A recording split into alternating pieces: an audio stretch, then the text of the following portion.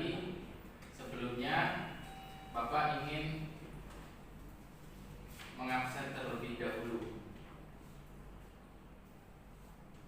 Duwina Septiani hadir, Yusda Utami hadir, Sokwatul Hardiati hadir. Alhamdulillah hadir semua. Langsung saja kita masuk ke materi. Sebelumnya Bapak ingin bertanya kepada kalian semua. Ada yang sudah pernah bikin resensi belum? Belum ya? Iya Pak. Nah, untuk resensi sendiri itu suatu penilaian terhadap sebuah karya.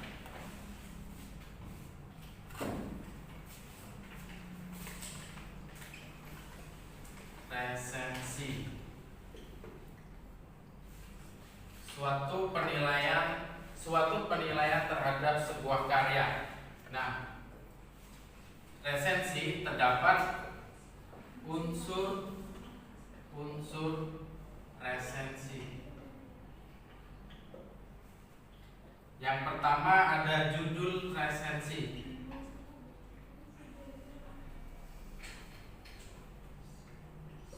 Nah, judul resensi haruslah selaras atau sesuai dengan muatan keseluruhan judul. Yang kedua ada identitas resensi.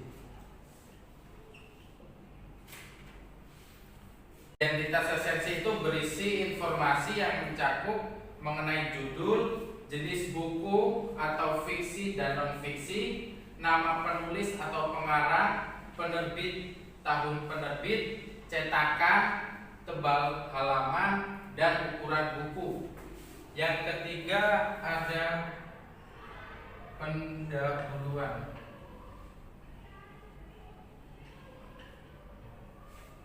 Nah, pendahuluan ini disebut sebagai pembukaan resensi.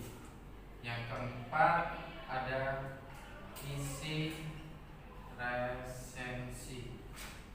Nah, isi resensi ini mencakup sinopsis, ulasan singkatan buku dengan kutipan secukupnya, keunggulan buku, kelemahan buku, tinjauan bahasa, dan kesalahan cetak.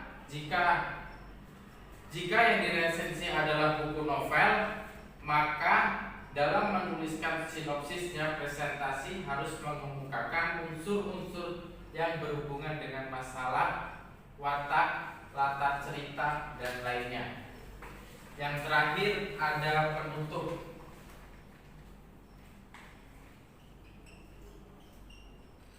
Penutup ini yaitu penutup resensi, yaitu dengan sebuah kesimpulan bagaimana ini presensi akan mengemukakan hal-hal maupun nilai penting yang diperolehnya terhadap novel untuk para pembaca. Nah, di sini ada contoh resensi.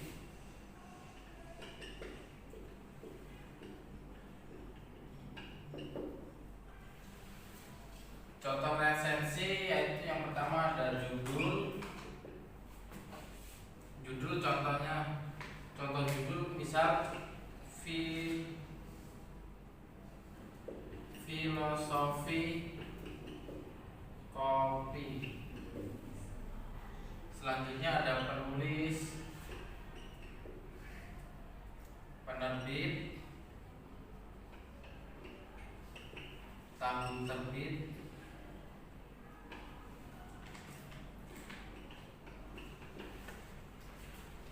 halaman, dan jumlah halaman.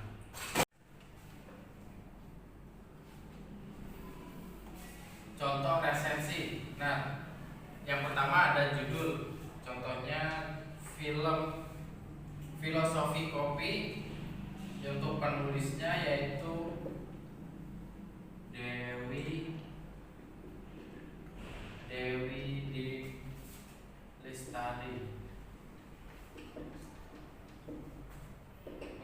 penerbitnya yaitu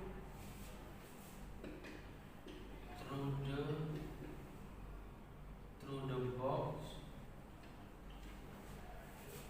dan Gagas Media.